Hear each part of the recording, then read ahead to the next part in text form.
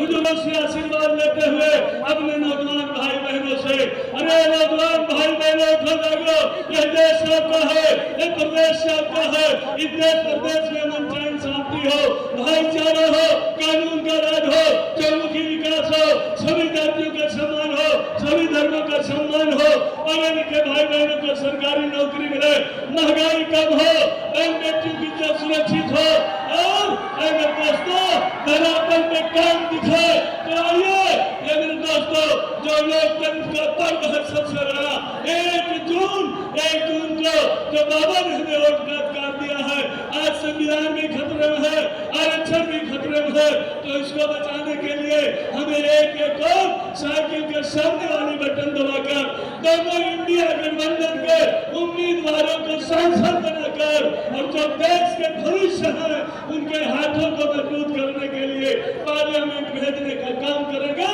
धन्यवाद। जय भीम, जय समाजवाद।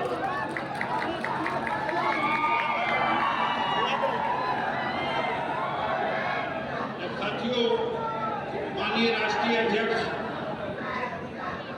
श्री अखिलेश सिंह यादव जी आपको संबोधित करेंगे। थोड़ा हुकूम बना लीजिएगा।